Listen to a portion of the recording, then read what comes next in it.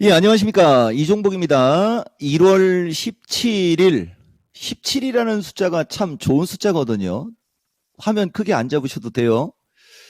오후 2시 10분, 신의 한 수 두겠습니다. 사실 나는 장기는 되게 좋아하는데, 바둑은 별로 그렇게 안 두거든요. 근데 자꾸 신의 한 수를 둬달라고 하니까, 지금 먼저 얘기할게요, 여러분. 오늘 2024년 첫 번째 변곡점이 황당수가 나오고 있죠, 지금. 진짜 아마 황당하다라고 느끼는 분들이 많을 수 있는데, 이 황당수가 진짜 신의 한 수가 되려면 지금 당장 2,800명을 넘기세요. 그리고 이토마토 PD는 2,800이 넘어가면 알려주세요. 그러면 내가 일반적인 수를 두지 않고 바로 신의 한 수로 넘어가겠습니다. 그리고 다음 어떤 시간도 마찬가지예요. 이종복이 신의 한 수 둘 때 기본 참여자는 2,500 나와야 됩니다. 여러분들 왜 2,500에 예민한지 한번 얘기해 볼까요?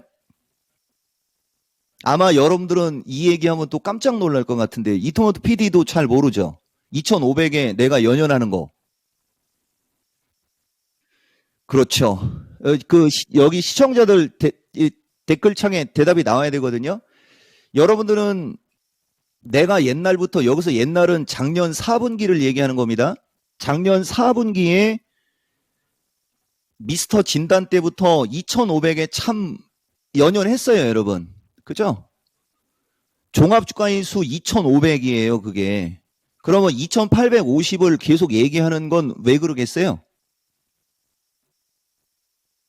근데 사람들은 그런 걸 모르는 거예요. 그러니까 내가 이토마토에서 16년을 있었는데 그걸 눈치를 못 채요. 그러니까 작년 4분기에 지수 급락했을 때 2,500 돌파는 뭐 기정사실화로 얘기해주고 계속 그랬지 않습니까? 미스터 진단 보다 보면 어차피 나중에 시청자 2,500 넘어간다는 얘기 내가 계속 얘기했잖아요.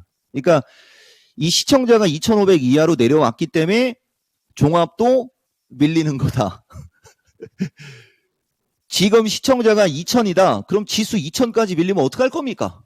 자, 어쨌든 간에 이종복이가 실시간 참여 인원의 어떤 그 의미를 두는 것은 종합주가지수라는 어떤 신의 한 수 얘기해 드렸어요. 자, 가겠습니다. 여러분들은 지나간 거 갖고 얘기하는 거 별로 안 좋아하니까 지금도 보면 지수가 하락하니까 원래 기준과 원칙이 일정한 사람들 엔드, 지난번에도 얘기했지만은 여러분 지난주 야간 강연 방송 시황이요. 1월 9일 날 저 때는 많이 참여 안 했어요. 지수가 밀리니까 이제 사람들이 많이 참여를 안 했었는데 종목 때는 엄청나게 많이 참여를 하지만 저 때 참여했으면 이 시장 지금 즐기는 거지 않습니까? 근데 뭐 어차피 내가 그거 어차피 지나간 거 보여주면 의미는 없지만은 어쨌든 이종복 방송은 실시간으로 계속 많이 듣는 게 유리해요. 그리고 오늘 지수 되게 많이 빠지고 막 급락하니까 일단 이종복 보면 방송 준비나 글 여러분들 못 알아들을까봐 글이 되게 많죠. 기존에는 되게 간단하거든요. 이렇게 보이십니까? 원래 나는 이 간단한 게 제일 좋은 거예요. 성의가 없는 게 아니고 간단하다는 얘기는 할 얘기가 없는 거고 글이 많다는 얘기는 말이 많아진다는 얘기지 않습니까? 그죠? 예. 말이 점점 많아지잖아요. 근데 이걸 여러분들한테 설명을 안 하면 어려울 수 있어서 내가 설명은 드리는 거예요. 시청자 아까 2,800명 얘기했나요? 2,850명 얘기했나요? 그 정도 얼추 차면 얘기해 주세요. 자, 1월 변곡점 시장 전략 했을 때 보면 지난주 미스터 진단 시장 전략의 제목도 드디어 첫 번째 변곡점. 이거 안 따라댕겨도 돼요. 어차피 뭐 사람들 다 알 테니까. 이건 날짜가 중요한 겁니다. 드디어 2024년 첫 번째 변곡점 해가지고서 여러분들한테 뭐 얘기했고요. 그 다음에 이제 이번 주 오늘 타이밍인데 사실은 오늘 타이밍에 하방 경직성이 나오거나 개파락의 양봉이 나오는 게 원래 기술적으로 좋았던 게 맞거든요. 근데 반대로 급락이 나오고 있는 거죠. 그러니까 여기서 우리가 이제 전문 용어로 외국인들이 또 밑장 빼기 하고 있다. 내가 이렇게 표현을 쓰는데 과연 저 사람들이 밑장 빼기를 한 건지 그렇지 않은 건지는 우리가 하나하나 보면서 하면은 좀 어느 정도 알 수 있어요. 다만 첫 번째 변곡점에 과매도권에서 그러니까 종합이 340 이하로 내려올 때는 과매도권 영역인데 지금은 거의 언더슈팅 영역으로까지 지수가 밀린 겁니다. 그런데 말입니다. 이 지수가 움직일 때 변곡점마다 내가 여러분들한테 마디값을 얘기해 주는 게 있어요. 그 마디값으로 보면 이것도 정상인 거예요. 다만 연초부터 지금까지 연달아서 밀리기 때문에 이제 황당해갖고 황당수라고 얘기했는데 원래는 반등을 줬다 되밀리면서 하락 N자형으로 빠질 수 있는 지수대가 이 지수대인데 거기까지 그냥 다이렉트로 왔거든요. 그러면은 이런 식으로 지수가 다이렉트로 오게 되면은 두 가지 부류로 나눠지는데 첫 번째 부류는 시가총액 상위 종목이나 약한 종목을 보유하고 있는 분들은 힘든 영역이에요. 이 영역이. 그렇지만 추세가 좋은 주식 혹은 주도주를 갖고 있는 분들은 수익을 더 크게 낼 수 있는 기회로 바뀝니다. 여기서 내가 여러분들한테 어떤 쪽을 비중을 둬야 될지 이런 게 이제 우리가 방송을 하면서 시간과 어떤 영역에 들어갔을 때 참여도를 보면서 내 조절을 하거든요.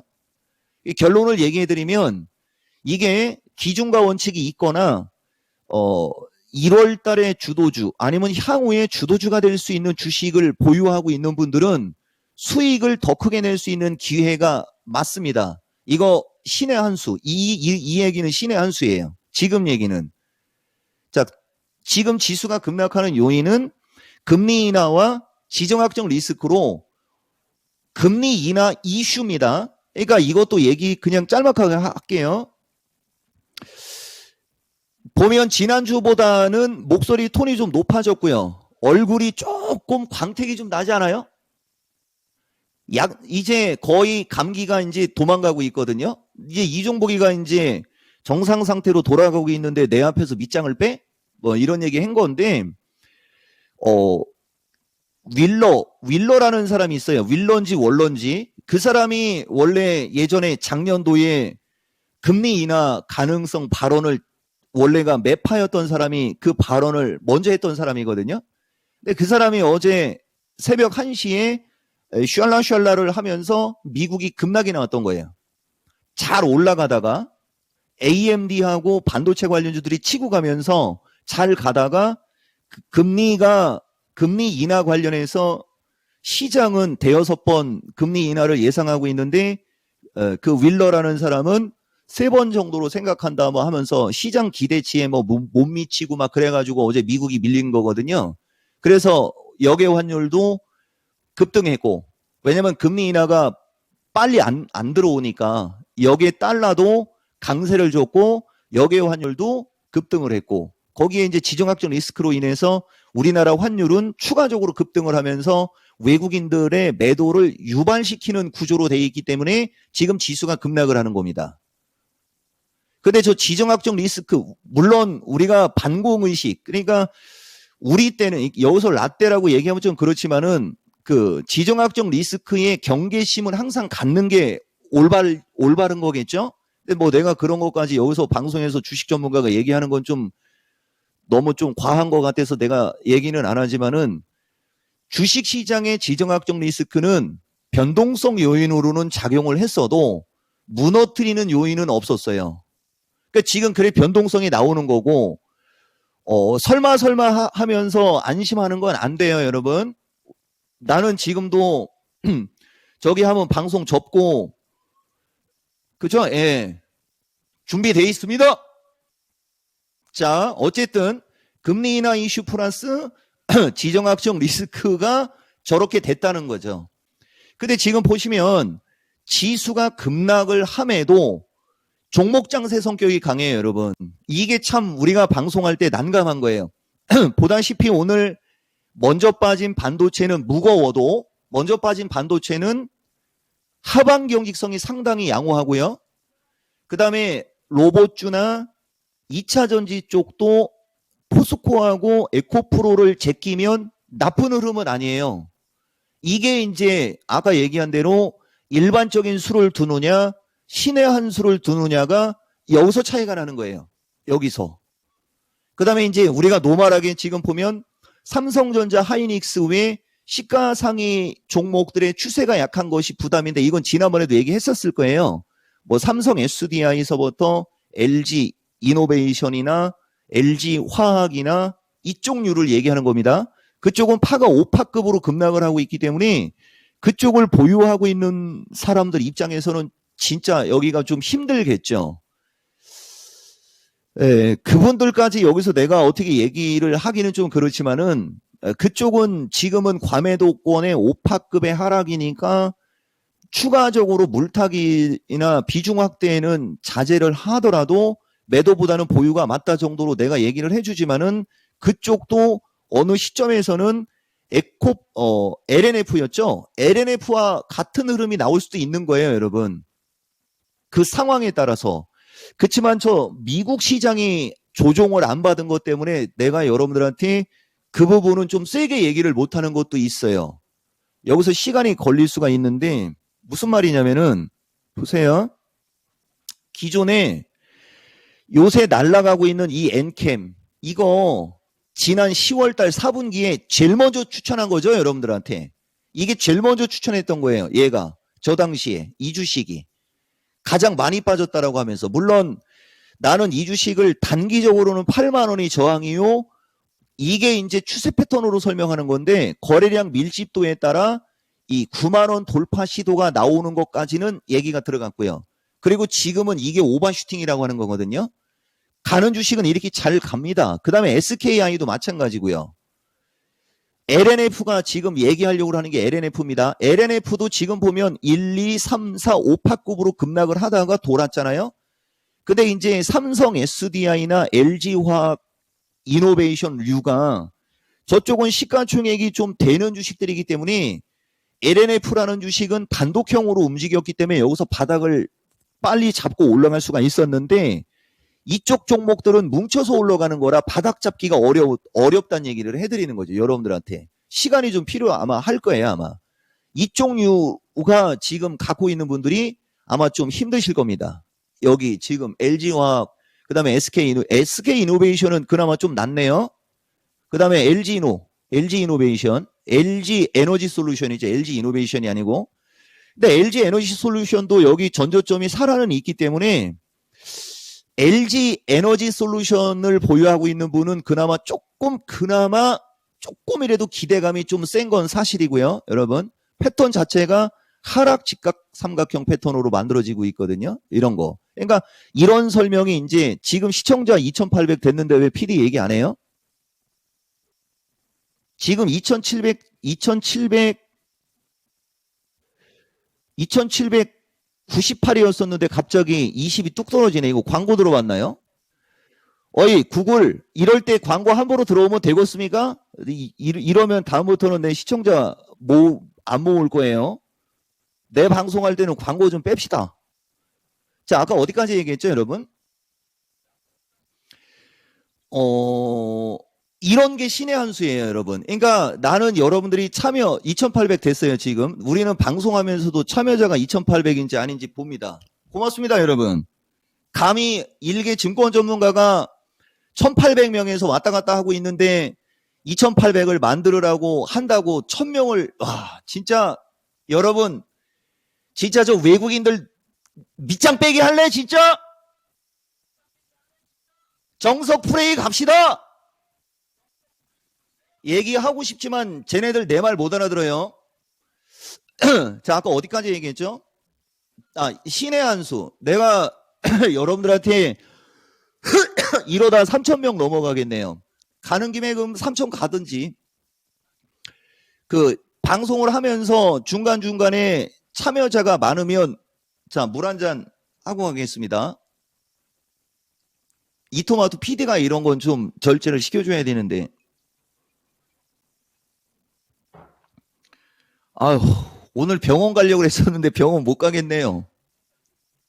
아유, 오늘 밤 새도록 미국장 쳐다봐야 되겠구만 또.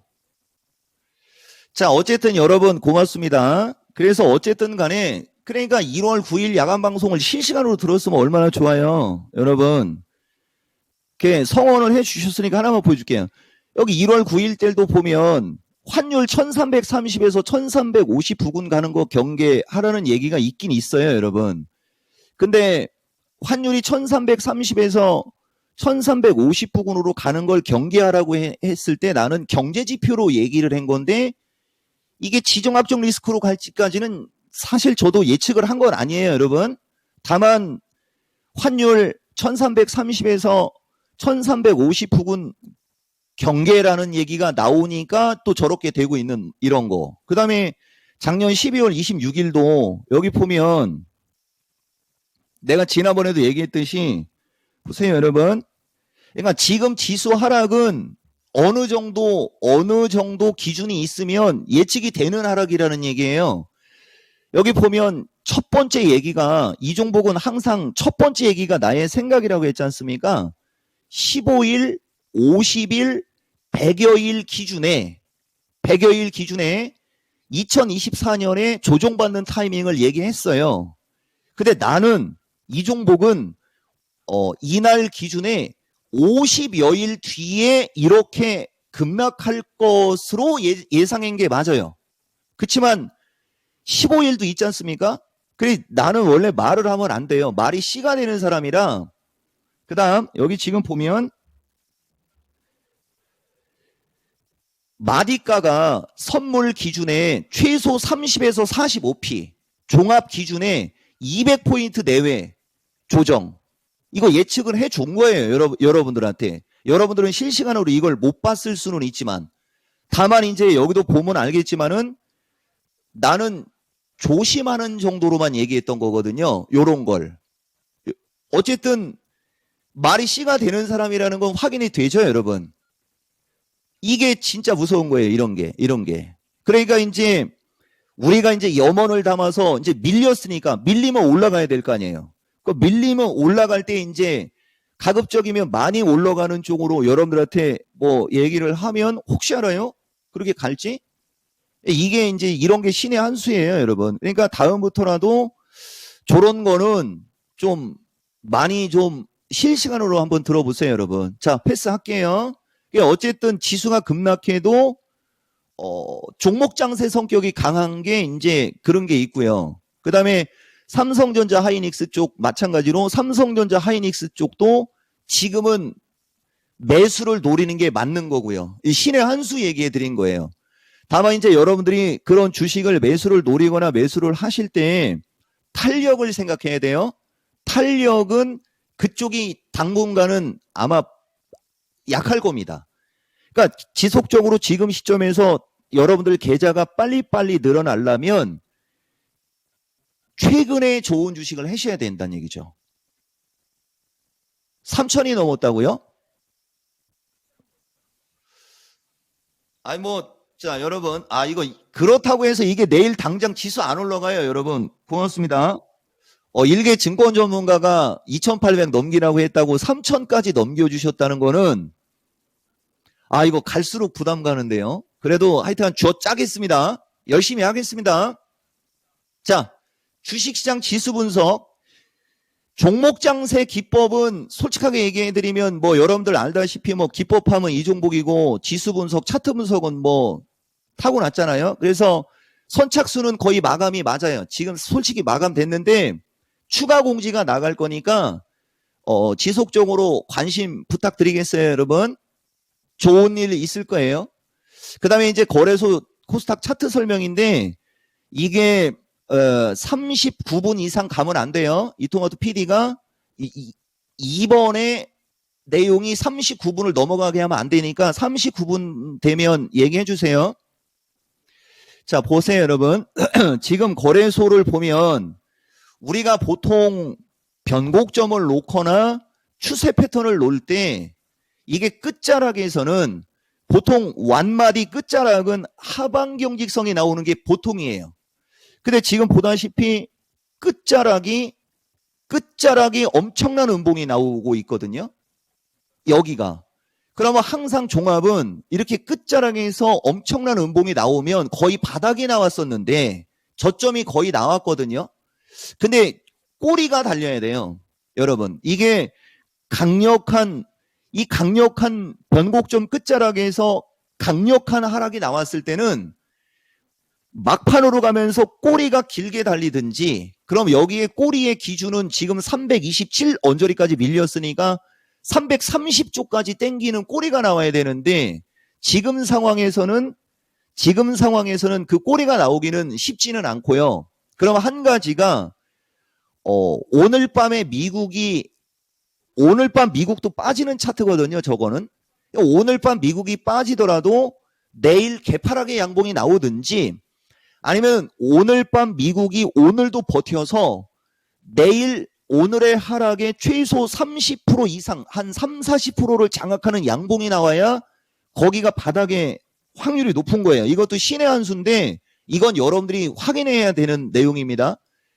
이런 모습이 나오든지, 여기처럼 이렇게, 여기 얘기하는 겁니다. 여기처럼 이런 캔들이 나와야 된다는 얘기죠. 이런 캔들, 이렇게 음봉 다음에 바로 양봉으로 말아줬죠. 이런 캔들이 나오든지, 아니면 여기처럼 이렇게 꼬리가 길든지. 근데 지금 상황에서 꼬리가 기는 건 쉽지는 않겠어요. 해외 선물 흐름을 보면.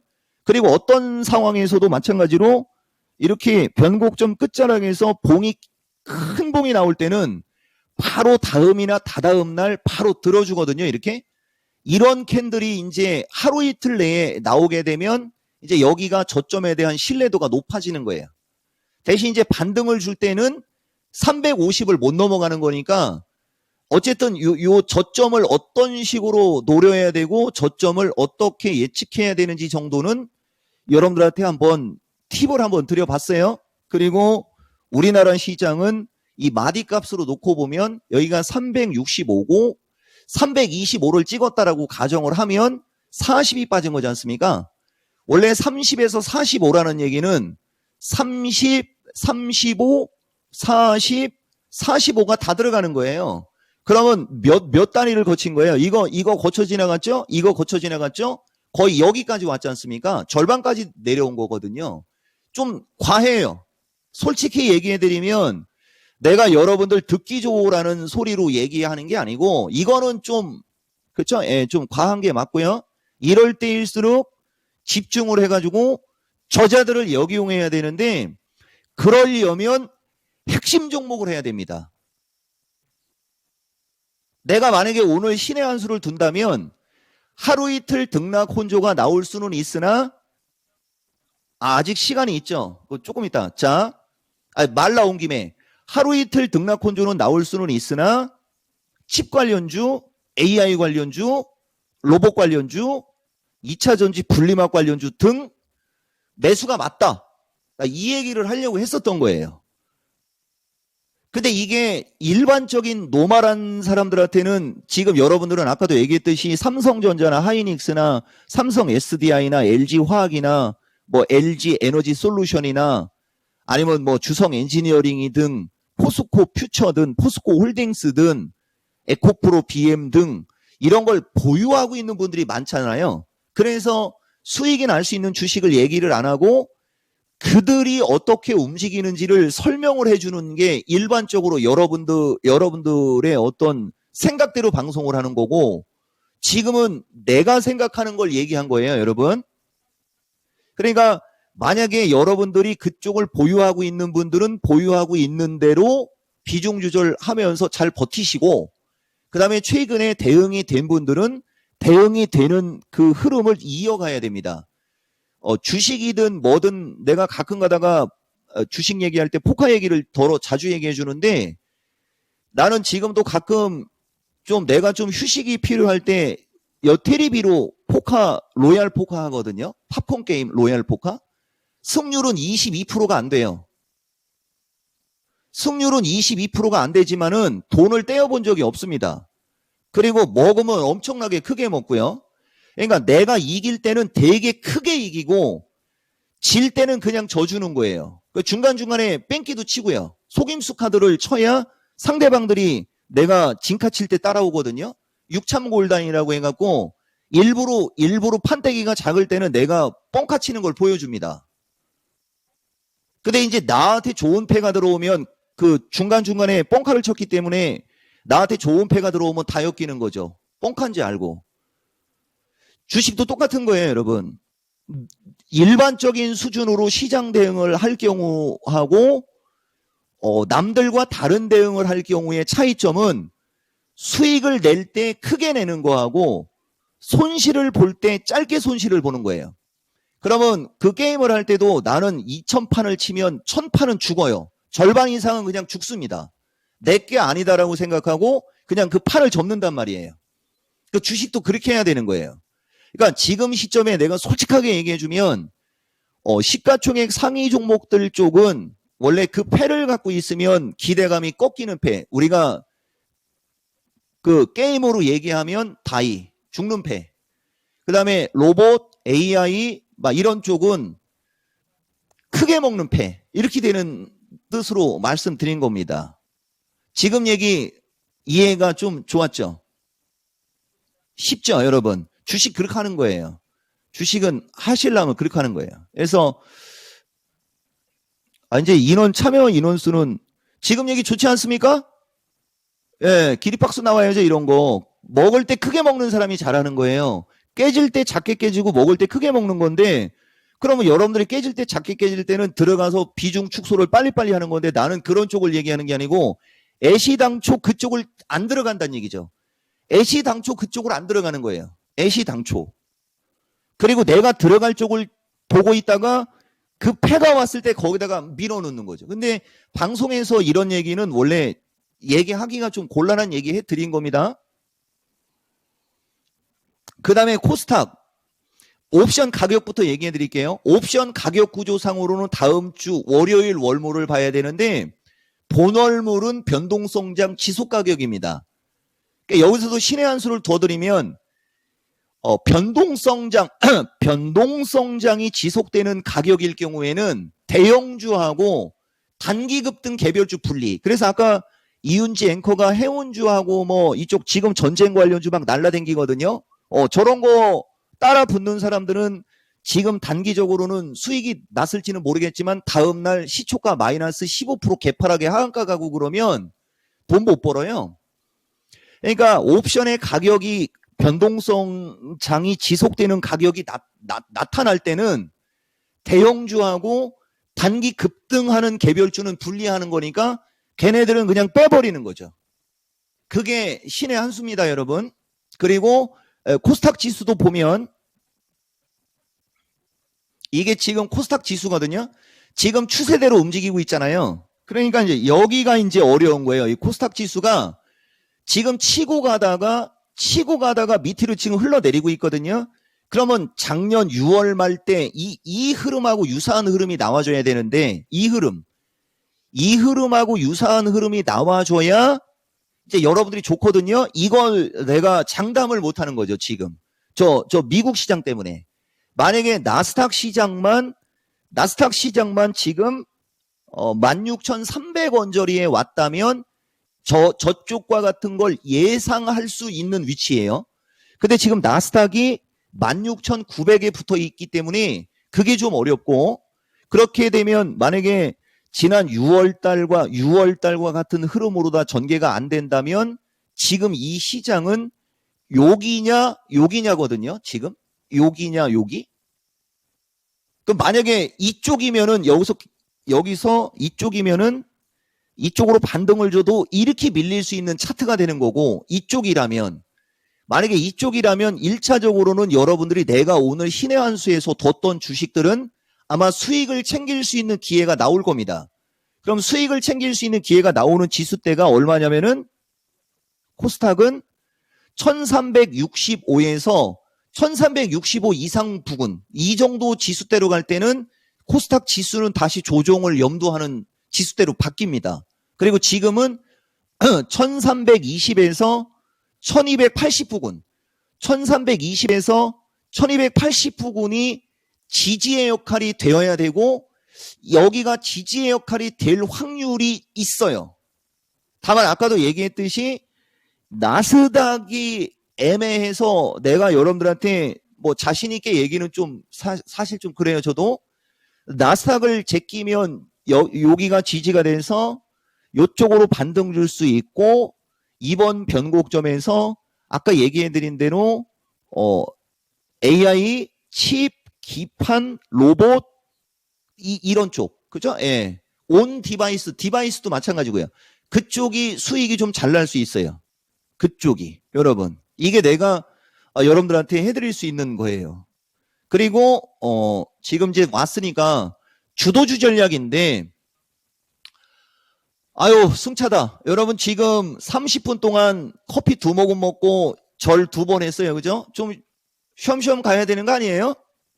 갑자기 3,000명이 오는 바람에 아니 2,850명 만드시라고 했지 내가 3,150명 넘기라고 했습니까? 이렇게 되면 다른 사이트에 있는 사람들이 뭐라고 하겠어요? 와, 이 종목이 뭐야? 뭐는 뭡니까? 실시간으로 보면 알 거 아니에요? 내가 왜 사람들이 내 방송할 때 말을 저 투자자들이 잘 따르는지. 잠깐만, 지금 내가 커피 한 잔 하겠다고 했으니까 커피 한 잔 할 때 뭐 효과음 같은 거 나가는 건 없잖아요. 그죠?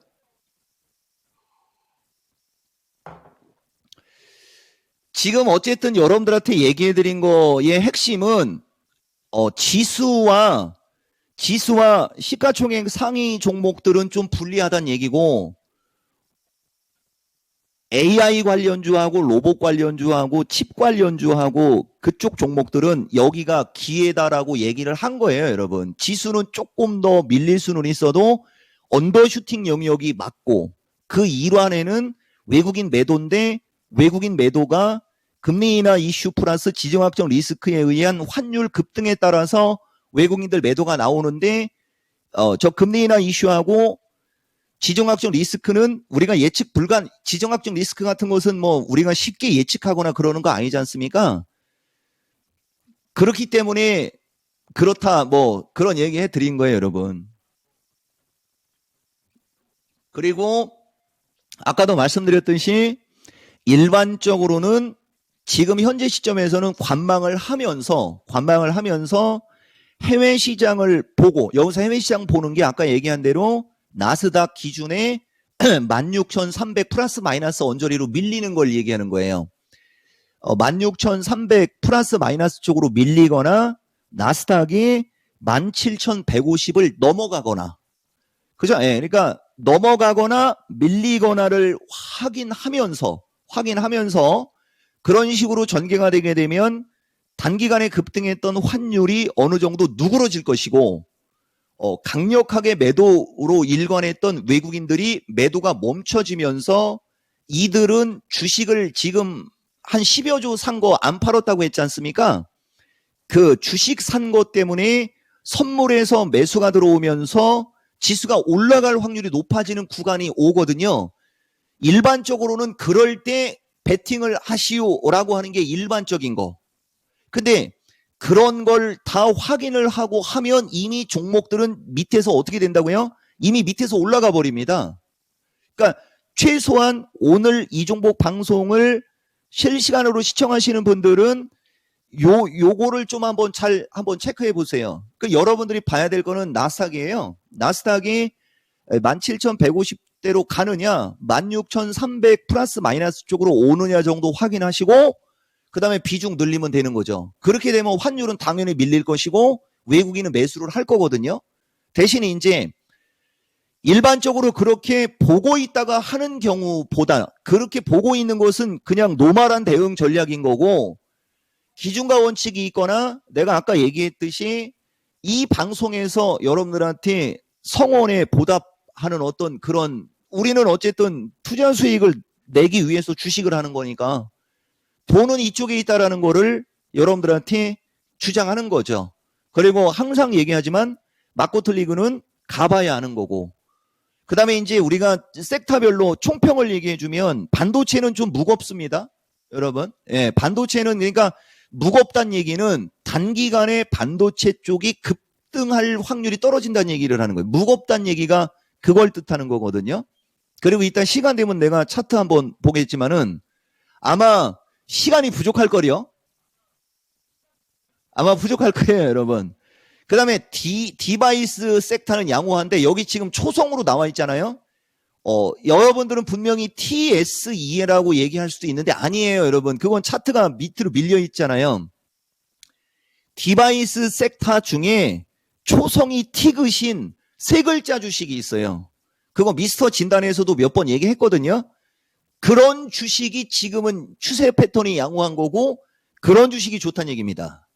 그리고 저 기판 관련주는 여러분들 좀 많이 말 들어서 아시지 않습니까? 그런 쪽. 그 다음에 칩 관련주는 뭐 얘기 안 해도 얼추 알겠죠?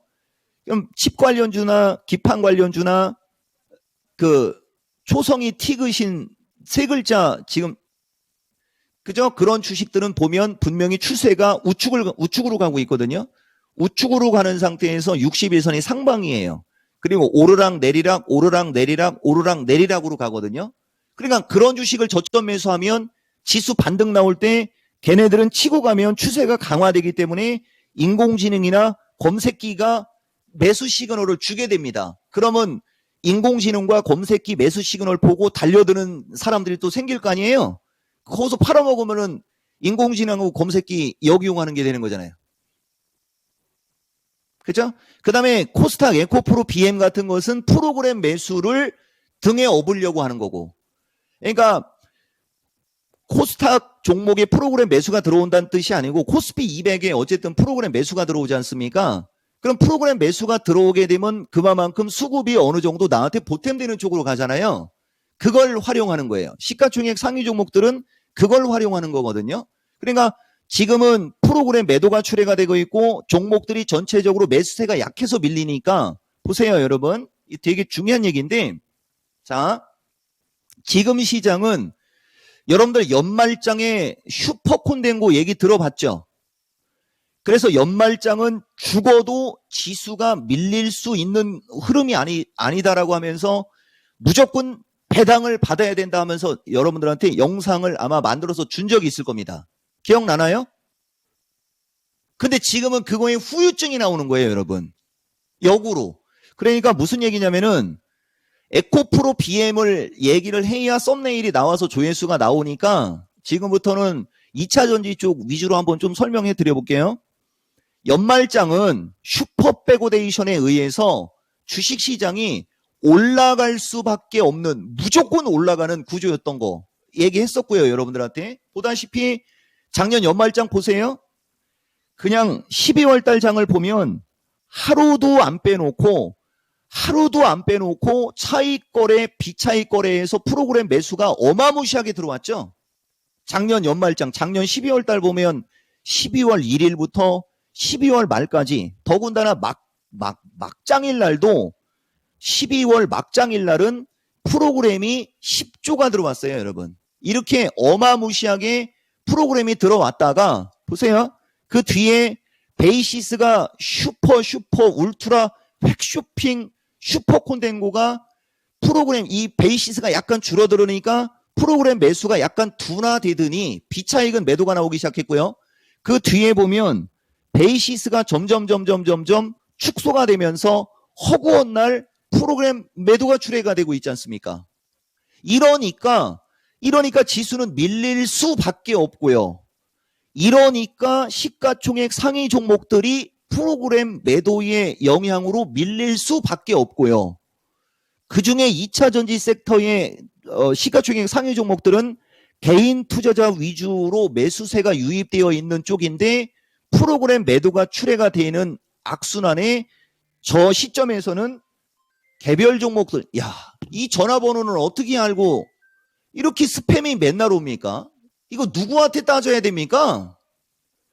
자, 그러니까 2차 전지과의 주식들은 아까도 얘기했듯이 프로그램 매도에 시달리고 개인 투자자들은 연초에 이제 종목 장세 때문에 인공지능에 베팅을 하고 로봇에 베팅을 하고 메타버스에 베팅을 하고 하니까 분산되죠.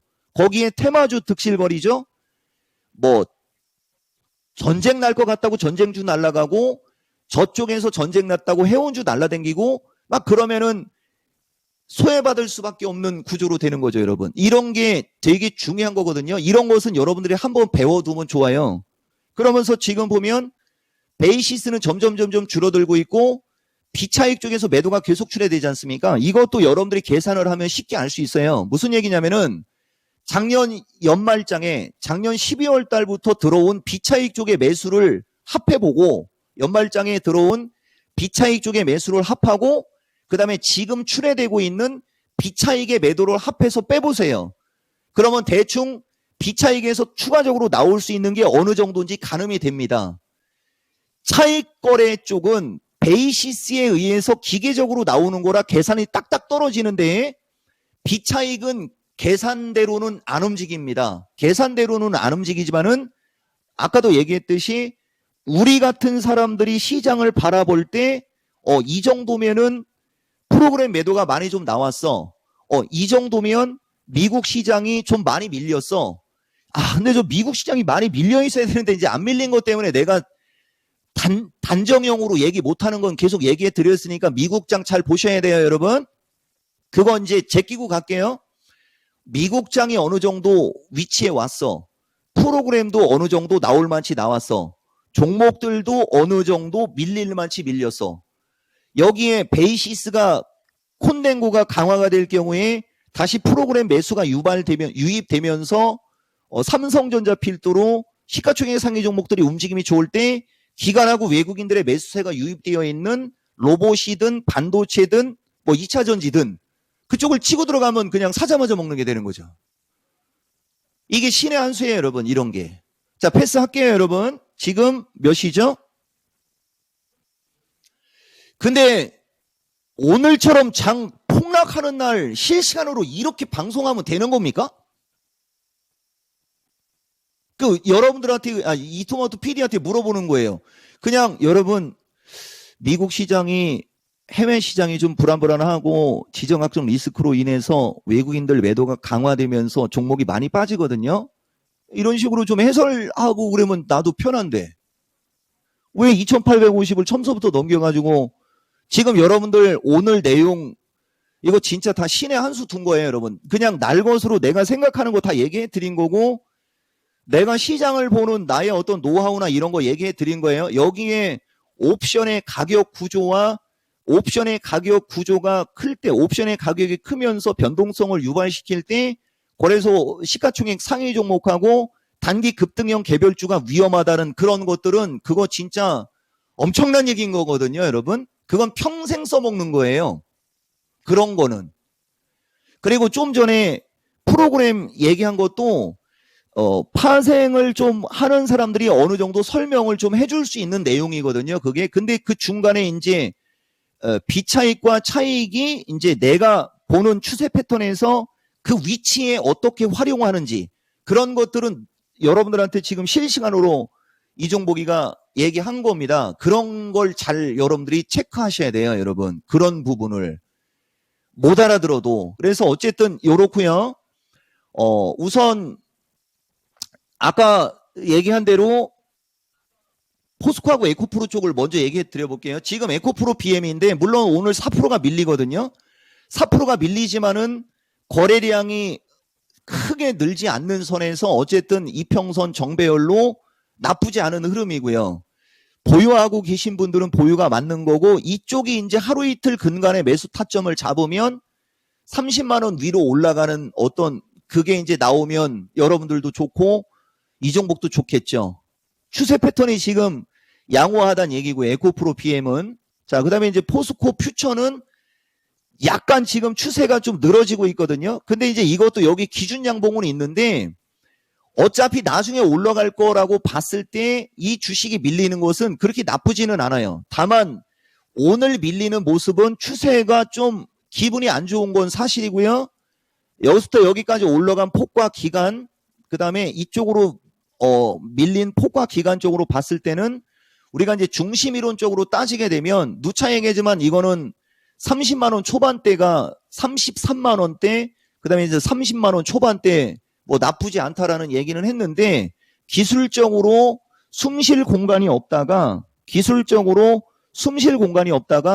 지금은 이제 숨 쉴 공간은 오고는 있어요. 다만 이제 아까도 얘기했듯이 우리가 캔들 패턴으로 꼬리가 좀 길게 달리는 모습이 자주 나와야 이제 바닥에 확신이 들어가는 거예요. 그러니까 이쪽을 보유하고 있거나 이쪽을 매매하려고 하시는 분들은 참고를 하시면 좋을 것 같고, 그리고 아까도 얘기했듯이 이쪽보다는 조금 더 단이 떨어지는, 그죠? 예, 조금 더 단이 떨어지는 종목들이 조금 더 아마도 흐름은 양호할 거다라는 얘기 해드리고, 그 다음에 로봇 관련주는 내가 이 시간에 너무 자주 얘기를 해서 좀 그런데, 레인보우 로봇도 지금 보면 여기 고점, 여기 저점에, 여기 저점으로 일종의 어떻게 보면 박스권이거든요. 근데 요런 게 이제 차트가 양호한데, 레인보우 같은 경우는 이제 지수가 반등 나올 때는 움직임이 아마 좋을 거고요. 지수가 반등이 나올 때는. 그전에는 이제 이게 시가총액이 조금 높기 때문에, 이 주식은 시가총액이 높기 때문에 지수가 비리비리할 때는 조금 불리할 수 있어요. 조금 불리할 수 있고, 그 다음에 로보스타 쪽에서는 로보스타가 차트가 조금 더 양호한 겁니다. 그죠? 예, 로보스타가 차트가 조금 더 양호한 거고, 그 다음에 이제 마음이 쪽하고 코난 테크놀로지 쪽인데, 차트상으로는 마음이과가 조금 더 안정성이 있는데, 탄력적인 측면에서는 코나니가 조금 더 탄력적으로 움직일 확률이 높은 차트고요. 차트 자체가. 그 다음에 반도체과에서는 여러분들 동진세미컴 있지 않습니까? 동진세미컴이 이제 20일하고 60일 이격 사이에 여기가 이제 기대 수익이 좀 나올 수 있는 자리, 이쪽 지점이 기대 수익이 좀 나올 수 있는 자리, 이쪽 지점이. 그리고 아까 그 초성으로 얘기한 주식은 물량이 너무 없으니까 하나마이크론 같은 게 이런 거예요. 오늘 종합이 60포인트 급락하지 않습니까? 종합이 60이 급락하는데 하나마이크론은 보합해서 버텨주는 거. 그죠? 이게 상승 추세의 매력인데, 하나마이크론도 25,500원에서 24,000 얼마 요 자리가 지지 기대가 되는 위치고요. 그 다음에 이제 반등을 줄 때 27,500원 플러스 마이너스에서 29,000원 언저리. 대신 이제 이때 거래가 늘면 이걸 뚫고 가는 거고, 여기서 거래가 늘지 않으면 여기 가면 또 단기 저항에 여기처럼 어느 정도 왔다 갔다 하는 모습을 보이다가 움직여도 움직이는 그런 쪽을 봐야 되고, 성성주성이 이제 얘가 숨쉴 공간이 이제 좁아진 거예요, 이게. 그래서 주성 엔지니어링도 기술적으로는 추가적으로 약간 더 흔들릴 수 있는 어떤 흐름이지만, 이제 미국장 양호 혹은 뭐 우리나라 자체적으로 반등이 나올 때 이제 32,500원 플러스 마이너스에서 35,000원 영역 쪽으로 가려면 이것도 거래량. 다시 말하면 이 정도면 어느 정도 나왔죠. 삼성전자도 아까도 얘기했듯이 여기는 과매도가 맞고요. 조금 대형주 선호하시는 분들은 삼성전자를 매수하는 게 맞는 거예요. 다만 75,000원 이상 단박에 세게 가기에는 약간 좀 애매한 건 있는 건 사실이다. 여러분들한테 이 정도 얘기하겠습니다. 지금 2시 59분입니다. 여러분, 지금 급락장이고 오늘 장이 급락을 해서 좀 당황스럽겠지만, 지금 이토마토 PD 방송 들리죠? 여러분들 보다시피 참여자가 2,800이 넘거나 내가 여러분들한테 뭐 얼마 정도 참여하세요 막 이런 얘기하면 농담도 사그라지고 얼굴 빨개져가지고, 내가 하고자 하는 얘기 진짜 실시간으로 내 생각 얘기 많이 하는 거 지금 여러분들 확인하셨거든요. 그러니까 앞으로도 이종복 방송만큼은 실시간으로 어떤 설명을 하면서 이종복의 의견, 맞고 틀리는 건 가봐야 아는 거고, 지금은 폭락장이니까 아마 단기적으로는 왔다 갔다 할 거예요, 아마. 그렇지만 나중에 지수가 어느 정도 하반기 형성을 주거나 지수가 반등할 때 내가 오늘 얘기했던 주식들이 다른 주식들과 어떻게 차이점 있게 움직이는지 보시면 돼요. 저도 좀 당황스럽지만은 오늘 신의 한 수는 노말하게 황당수지만, 이종복은 실시간에 여러분들의 응원에 힘입어 뭐 맞을지 틀릴지는 모르겠지만은 내가 생각하는 걸 날 것으로 다 이야기를 했다. 변곡점상 내일이 단기 급락 끝자락인데 미국 시장에 따라 어떻게 될지 나도 잘 모르겠으나 지수적인 측면으로 과매도가 아닌 언더슈팅은 맞다라고 본다. 미철한 증권 전문가의 한마디에 움직이는 여러분, 투자에 도움이 되기를 바랍니다.